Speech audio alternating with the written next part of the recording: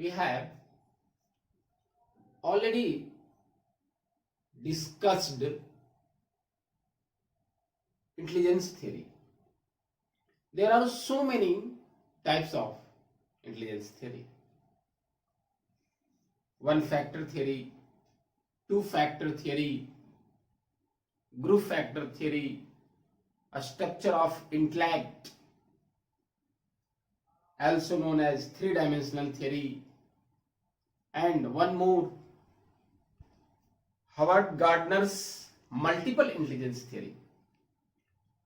I mean to say, all intelligence theory are, listen carefully, all intelligence theories are based on, I have already told you, based on factorial analysis, कारक विश्लेषण के आधार पे जितने सारे अभी हम लोगों ने थियरीज पढ़ा वो फैक्टर्स था, कंपोनेंट्स था, चाहे वो एल थ्रस्टन की हो, स्पीयरमैन की हो या यूनिफैक्टर थियरी हो। तो यहां पे हम लोग को बात करना है कि जो थियरीज थे, जैसे वन फैक्टर आउटडेटेड हुआ, टू फैक्टर आया, two factor intelligence theory outdated हुआ, ग्रुप फैक्टर आया, देन आते गया। लेकिन ये फैक्टर जो थ्योरी थे ये 1960 तक, लिसन केयरफुली, 1960 तक यह प्रभावित रहा या फेमस रहा। आफ्टर 1960 के बाद some cognitivist psychologist opposes that theory. संज्ञानात्मक जो मनोवैज्ञानिक थे वो फैक्टोरियल इंटेलिजेंस थियरी को क्या किया, अगेंस्ट में आए और वो बोले कि ठीक है ये फैक्टर्स तो होता है, लेकिन व्यक्तियों को अगर समस्या आता है, न्यू सिचुएशंस आता है, तो you have to think, I have to think. समस्या आने पे हम लोगों को सोचना है, हम अपने मस्तिष्क में मेंटल प्रोसेस का एक्सरसाइज करना होगा। यही कॉग्निटिव साइकोलॉजिस्ट जो फैक्टोरियल थ्योरी को अपोज किया। तो आज हम लोग we will discuss about intelligence theory but related to cognitivist approach. तो उसमें जो हमने आज हम लोग सबसे पहला जो थ्योरी हम लोग पढ़ेंगे वो हमारा है, देखिए, रॉबर्ट स्टेनबर्ग ट्राइआर्किक, ध्यान दीजिएगा इसको, ट्राइआर्किक थियरी है ना। ये तंत्र या कह लीजिए त्रितत्व भी कह सकते हैं, लेकिन सही यही रहेगा कि रॉबर्ट स्टेनबर्ग की जो थियरी है, मैंने आपको बताया, ध्यान देना है आपको कि दिस थियरीज आर, हमने कहा कि कॉग्निटिविस्ट अप्रोच है, कॉग्निटिविस्ट अप्रोच, या ये जो रॉबर्ट स्टेनबर्ग या और अभी हम आपको बता रहे हैं, इसको कहा जाता है प्रोसेस ओरिएंटेड भी, process oriented theory. Process oriented मतलब क्या, कौन सा प्रोसेस, मेंटल प्रोसेस, ध्यान दीजिएगा इसको, मानसिक प्रक्रिया की बात कर रहा है, मानसिक प्रक्रिया। ये कॉग्निटिव अप्रोच में एक तो रॉबर्ट स्टेनबर्ग है, हमारा नाम है उनका, दूसरा है जीन पियाजे भी है, और एक आप लोग नाम नहीं सुनेंगे वो है जेपी दास। ये जो हमारा कॉग्निटिविस्ट अप्रोच में जो जेपी दास के द्वारा जो दिया गया था, ये दिया गया था पास मॉडल इंटेलिजेंस।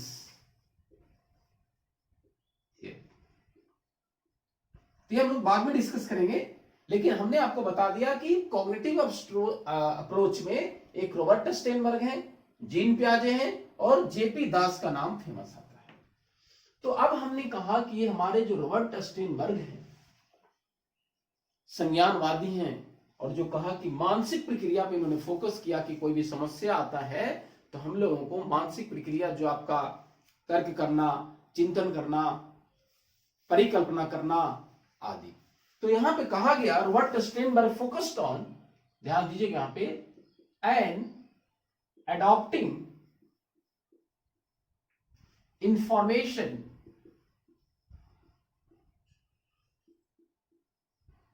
यहां पे रॉबर्ट स्टेनबर्ग ने कहा कि एंड एडॉप्टिंग इंफॉर्मेशन प्रोसेसिंग, ये जो हमारा इंफॉर्मेशन प्रोसेसिंग है, and adopting information processing to cognition, ध्यान दीजिएगा, या प्रॉब्लम सोल्विंग। यही हम लोगों को समझना है कि ये अडॉप्टिंग इंफॉर्मेशन प्रोसेसिंग, ये जो हमारा इंफॉर्मेशन प्रोसेसिंग है, तो ये कहा गया कि ये हम लोग कहते हैं इसको इंफॉर्मेशन प्रोसेसिंग थियरी भी कहा जाता है। तो ये सूचना जो हमारा है, जो हमने कहा कि प्रोसेस किया जाता है, ये कहां, संज्ञान में या समस्या समाधान में।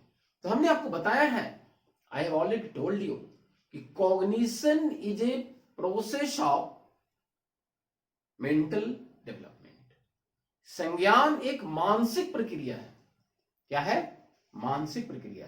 Cognition is a mental process in which we study reasoning, imagination, hypothesis, decision making, problem solving, that is a cognition। हमने बता दिया आपको, ठीक है।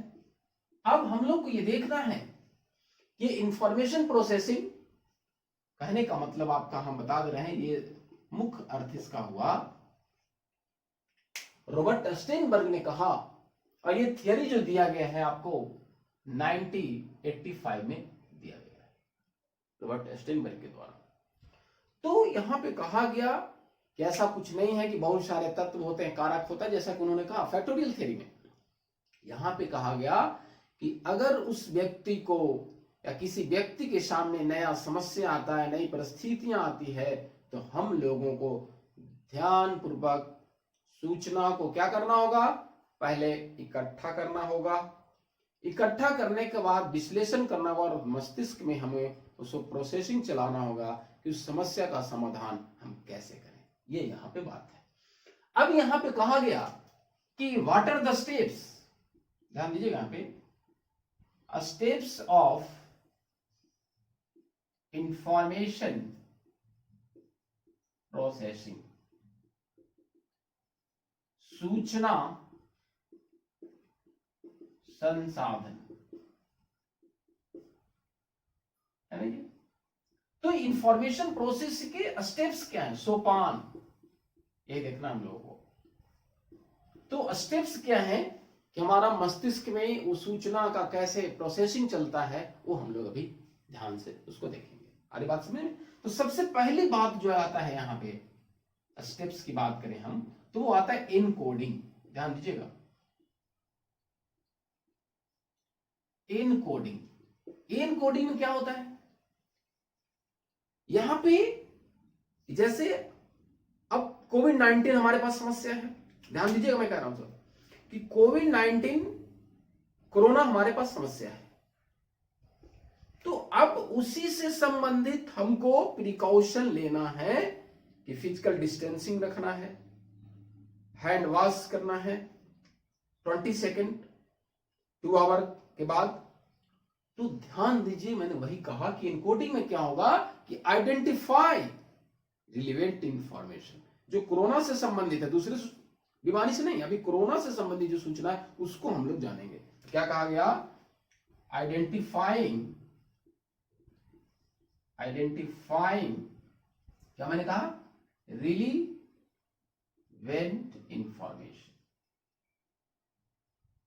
कि हम लोग को सूचना जो मस्तिष्क में प्रक्रिया चलेगी तो हम लोग क्या कहें कि जो हमारा सार्थक सूचना को पता लगाना। ठीक है। दूसरा जो हमारा प्रोसेस माइंड में चलती है वो क्या है, इनफेरिंग। इनफेरिंग का मतलब क्या होता है, इसको समझिए, गेसिंग, अनुमान। यहां पे क्या कह रहा है कि अभी हमने कहा कि सार्थक सूचना जो कोरोना कोविड-19 की वजह से जो समस्या मेरे पास आई है उससे संबंधित सूचना। तो अब इनफेरिंग क्या करना है, यहां पे हमको अनुमान लगाना है, गेसिंग करना है कि जब हमारा विद्यालय डिफरेंट कमेटी स्कूल खोलने और कॉलेज खोलने पे विचार कर रही है कि आगे जब ये हम लॉकडाउन खत्म होगी, जब हमारे विद्यालय खुलेंगे, महाविद्यालय खुलेंगे, तो कौन सा काम करेंगे हम। देख लीजिए इंफॉर्मेशन प्रोसेसिंग चल रही है वो। तो यहां पे ये सोचा जाता है कि विद्यालय खुलेगा तो वहां पे भी सैनिटाइजेशन की बात है, और फिर क्या बात है, वहां पे बात है कि आपको डिफरेंट शिफ्ट में विद्यालय चलाया जाए, क्योंकि संख्या ज्यादा नहीं होनी चाहिए, क्योंकि डिस्टेंस मेंटेन होगा, तो वहां पे बात होगी। तो इनफेरिंग में हो गया कि अनुमान जो आप लगा रहे हैं कि आगे हम ऐसा करेंगे, तो उससे हमको सचेत रहना है, उस तरह का सूचना प्रदान करना है। ठीक है। तीसरा है, तो मैंने इसमें क्या कहा, इनकोडिंग में सार्थक सूचना का इकट्ठा करेंगे, इसमें क्या करेंगे, सूचनाओं आगे जो हमारी समस्या आने वाली है उसके बारे में अनुमान लगाना। समझ लीजिए इसको, आने वाली समस्याओं से संबंधित अनुमान। ठीक है। अब नेक्स्ट जो है आपका, ये है हमारा मैपिंग। समझिएगा इसको, मैपिंग में क्या करना है, अब मैपिंग में हमारे मस्तिष्क में मैप बनाना है कि कोविड-19 जब आया था उसके पहले और आ गया है और उसके बाद। तो यहां पे तो कई किस तरह कोविड-19 का एग्जांपल दे रहे हैं, तो एजुकेशन से रिलेटेड, एजुकेशन से रिलेटेड ध्यान से सुनिएगा कि यहाँ पे इनकोडिंग में जैसे हम कोई टॉपिक पढ़ रहे हैं, मान के चलिए हम पढ़ रहे हैं फोटोसिंथेसिस, प्रकाश संश्लेषण, तो प्रकाश संश्लेषण से संबंधित सूचनाओं को इकट्ठा करेंगे कि वाटर के उपस्थिति में होता है, या कार्बन डाइऑक्साइड की उपस्थिति में होता है, क्लोरोफिल की उपस्थिति में होता है। फिर यहाँ पे कि हम रिएक्शन करने जाने वाले हैं प्रयोगशाला में, तो कैसे करेंगे, यहाँ पे मैपिंग। अब यहाँ पे बात क्या कह रही है कि यहाँ पे कह रहा है कि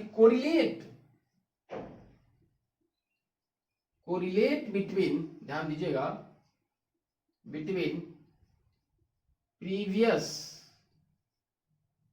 एंड प्रेजेंट इंफॉर्मेशन।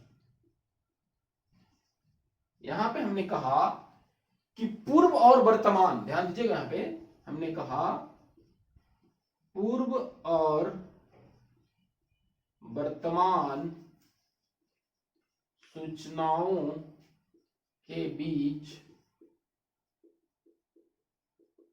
संबंध। तो यहां पे हमने आपको बताया कि स्टेनबर्ग का थ्योरी जो ट्रायआर्किक है वो इंफॉर्मेशन प्रोसेसिंग चलती है, और जितने भी कॉग्निटिव अप्रोच वाले हैं सभी सूचना से संबंधित बात कर रहे हैं। तो हमने देखा इनकोडिंग, इनफेरिंग, मैपिंग, और आगे देख इंफॉर्मेशन प्रोसेसिंग में हम लोग नेक्स्ट देखते हैं फोर्थ, वो क्या है, एप्लीकेशन। ये एप्लीकेशन, इसका हिंदी है प्रयोग। तो इस इंफॉर्मेशन प्रोसेसिंग का फोर्थ स्टेप्स में क्या करना है, प्रयोग की जो हम लोगों ने आने वाली समस्याओं से संबंधित सूचनाओं के बारे में जो अनुमान लगाया था उसको वास्तविक जीवन में प्रयोग करना। क्या मैंने कहा, use in a realistic situation है ना, सिचुएशन कि अनुमान एप्लीकेशन में कहा कि use in a realistic situation. तो कहने का मतलब क्या हुआ, हमने कहा कि लगाए गए अनुमान को वास्तविक जीवन में प्रयोग या उपयोग। हमने कहा कि जो फोर्थ हमारा जो स्टेप्स है एप्लीकेशन, इसमें जो इन्फेरिंग में हमने जो अनुमान लगाया था, तो यहां पे हम देखें कि वास्तविक परिस्थितियों में उसका क्या उपयोग है, दैनिक जीवन में उसका क्या उपयोग है, वो देखेंगे। नेक्स्ट हमारा है इंफॉर्मेशन प्रोसेसिंग का, वो क्या है, जस्टिफिकेशन। ध्यान दीजिएगा, जस्टिफिकेशन। तो इस जस्टिफिकेशन में क्या है आपको मैं बता दूं, ये जो है हमारा, ये एसके मंगल के बुक में, ध्यान दीजिएगा, ये एसके मंगल की जो हमारा बुक है, ये हमारा ये स्टेप्स दिया हुआ है, और बाकी बुक में ये नहीं रहेगा। हमने क्या कहा, बाकी जो और सारे बुक है ये नहीं दिया हुआ है। तब ये जस्टिफिकेशन में क्या होगा कि यहां पे जो हमने समस्याओं को विश्लेषित किया गया, हमने जो समाधान को विश्लेषण किया समस्या का, देखिए थोड़ा सा, एनालाइज्ड सॉल्यूशन ऑफ प्रॉब्लम। यहां पे हमने लगाए गए अनुमान का वास्तविक जीवन में प्रयोग किया, और यहां पे समस्या के विश्लेषित, समस्याओं के समाधान को विश्लेषित किया, है ना। आने वाली, ध्यान दीजिए, आने वाली समस्याओं का विश्लेषित समाधान ढूंढना, that is a information processing, है ना। तो अब हमारा फर्स्ट इनकोडिंग, सेकंड क्या था, इन्फेरिंग, तीसरा मैपिंग, चौथा एप्लीकेशन, पांचवा जस्टिफिकेशन। नेक्स्ट है आपका रिस्पॉन्स। अब रिस्पॉन्स में क्या करना है, अनुक्रिया। अब ये हमारा जो इंफॉर्मेशन प्रोसेसिंग है, अब यहां पे सारी जब सूचनाओं का प्रोसेसिंग हो गया, तो अब यहां पे वो व्यक्ति या बालक क्या करेगा, प्रतिक्रिया करेगा, जो समस्या का समाधान करेगा, है ना बात, सारी समस्याओं को वो समाधान कर पाएगा। तो अब हम इसके आगे देखते हैं। हमने कहा कि स्टेनबर्ग की ट्रायआर्किक जो थियरी है, वो हमने कहा आपको कि also known as information processing theory. कहने का तात्पर्य कि स्टेनबर्ग ने कहा कि किसी भी व्यक्ति या कोई भी व्यक्ति, लिसन केयरफुली, कोई भी व्यक्ति अपनी मानसिक क्रियाओं के द्वारा या प्रक्रियाओं के द्वारा जो समस्या का समाधान करता है, उसी से संबंधित ये हमारा सिद्धांत है, स्टेनबर्ग का ट्रायआर्किक थियरी, है। अब ये ट्रायआर्किक जो थियरी है, जैसा कि आपको लग रहा है यहाँ पे ट्राई कहने का मतलब ये बात कर रहा है, तीन बात कर रहा है। तब हम देखते हैं इसको, तीन वो कौन कौन है, ध्यान दीजिएगा इसको। पहला है जो स्टेनबर्ग ने कहा, वो है, देखिए, कंपोनेंशियल इंटेलिजेंस, है ना। ये कंपोनेंशियल इंटेलिजेंस मतलब इसका हिंदी है घट किए बुद्धि, है ना। दूसरा जो हमारा आएगा वो है, देखिए क्या है, ये कंटेक्चुअल इंटेलिजेंस, है ना। ये क्या है, संदर्भ आत्मक बुद्धि। और तीसरा जो हमारा होगा वो क्या है, जो देखिए एक्सपीरियंशियल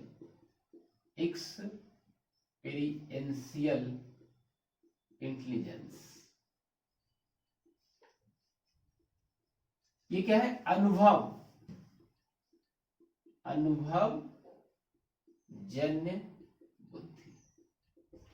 तो जो स्टेनबर्ग ने तार्किक जो थ्योरी दिया, अब आपको समझने के लिए ध्यान से समझिएगा, ये जो है सीटेट में आपका इससे भी सवाल रहेंगे, कम से कम 2 क्वेश्चंस। तो कंपोनेंशियल का हिंदी मैंने कहा कि घटकीय बुद्धि, इसको दूसरा कहा जाता है, ध्यान दीजिएगा, एनालिटिकल इंटेलिजेंस। ध्यान दीजिएगा, ये शब्द आपको पता चल गया, इसको कहते हैं विश्लेषणात्मक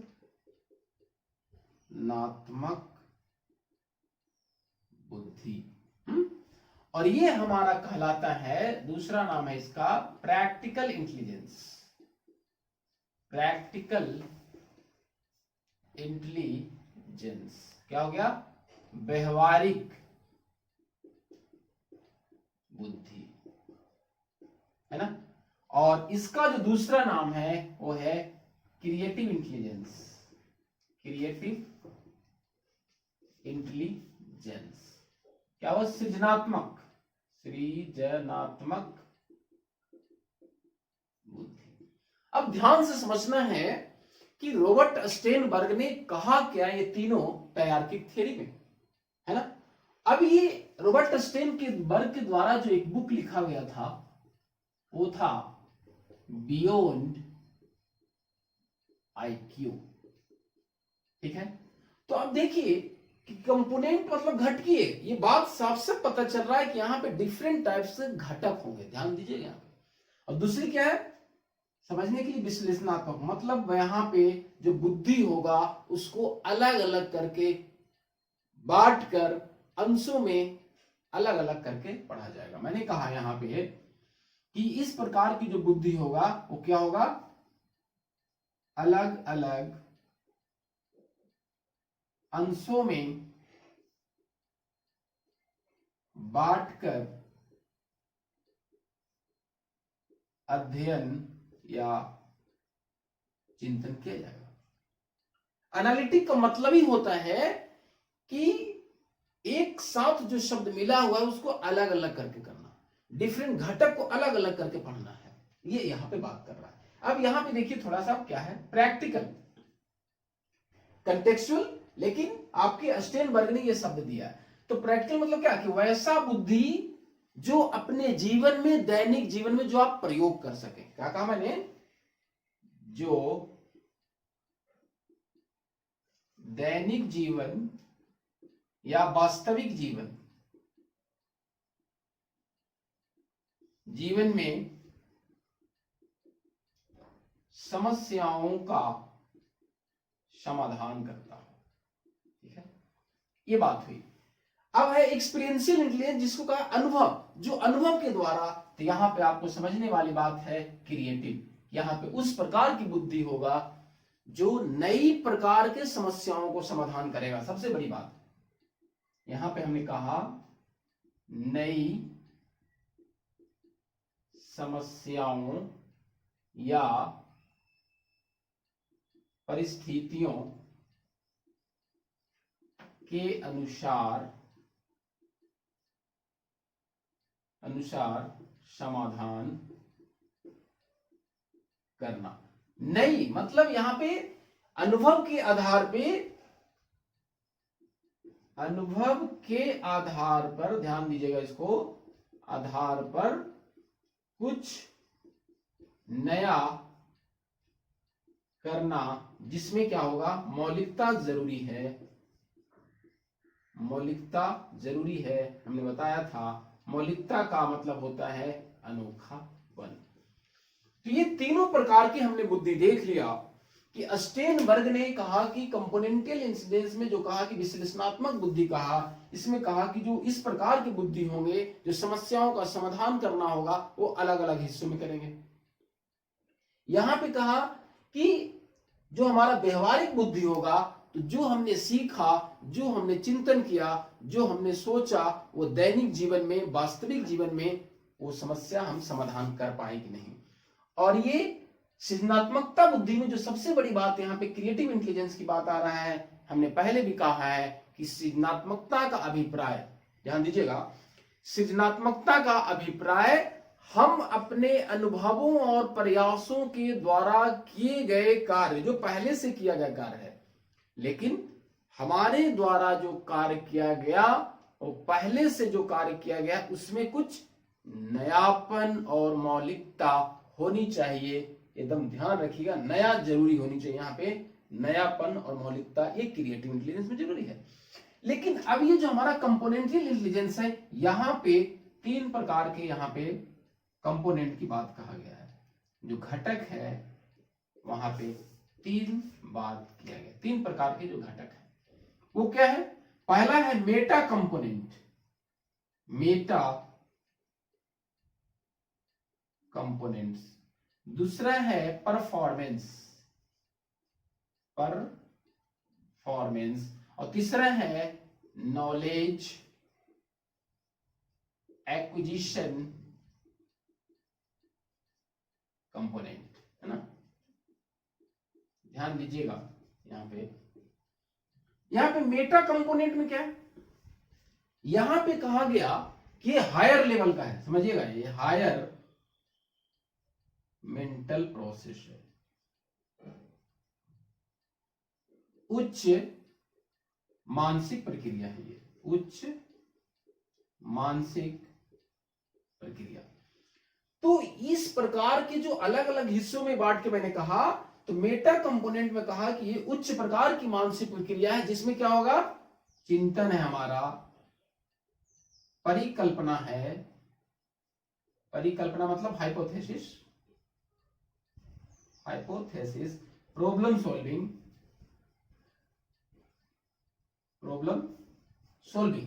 मतलब यहां पे एक उच्च प्रकार की मानसिक प्रक्रिया है, जिसमें हम लोगों को तर्क के द्वारा, कल्पना के द्वारा, परिकल्पना के द्वारा हमको समस्या का समाधान करना हो, खुद से प्रोसेसिंग दिमाग में चल करके उसकी समस्या को समाधान करना है। अब ये परफॉर्मेंस जो हमारा है ये क्या है?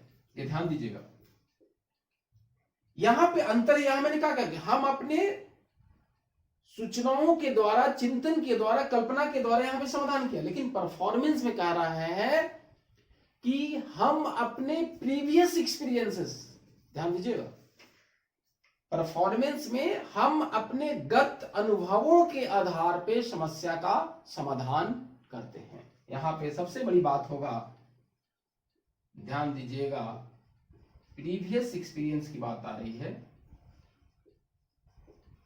गत अनुभवों के द्वारा, गत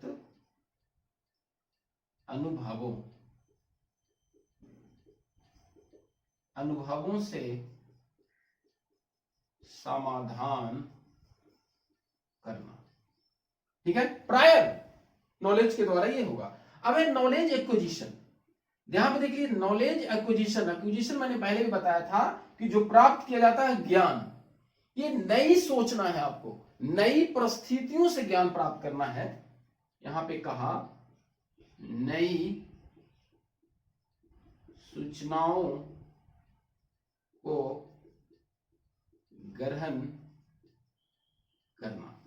कहने का मतलब है कि हम यहां पे नई चीज कुछ सीखते हैं, पहले का अनुभव यहां पे काम नहीं करेगा, हम कुछ नया सीखना है, तो हमारा नॉलेज एक्विजिशन कहलाएगा। तो हमने आपको रॉबर्ट स्टेनबर्ग के द्वारा ट्राइआर्किक थियरी हमने बताया, सबसे पहले बताया कि इंफॉर्मेशन प्रोसेसिंग कितने स्टेप्स में होता है, वो हमने देखा। उसके बाद हमने देखा कि ये 3 जो सब थियरी है, वो पहला हमारा कंपोनेंशियल इंटेलिजेंस है, जिसमें मैंने बताया कि 3 है ये, उसके बाद कंटेक्चुअल को मैंने बताया, उसके बाद एक्सपीरियंशियल इंटेलिजेंस के बारे में बताया। अब सोचना थोड़ा सा ये है, किसका, सोचिए थोड़ा सा, कि स्टेनबर्ग ने बतलाया ये बुद्धि का सिद्धांत, जो हमारा सीटेट में जो काम आएगा, हम बता रहे हैं आपको, बस 2 आराम से सुनिए। यहां पे जो बात आ रही है कि सीटेट में जो सवाल आएंगे वो क्या आएंगे, यहां पे ध्यान से समझिएगा। तो कहा गया कि इसका निहितार्थ क्या है, शैक्षिक निहितार्थ क्या है? तो कहा गया कि जब करिकुलम बनाया जाए, पाठ्यचर्या बनाते समय ये तीनों प्रकार के बुद्धि को ध्यान में रखा जाए, घटकीय बुद्धि, व्यवहारिक बुद्धि और सृजनात्मक बुद्धि को आधार बनाया जाए। अरे बात समझ में, इसके आधार पे ही पाठचर्या का निर्माण हो।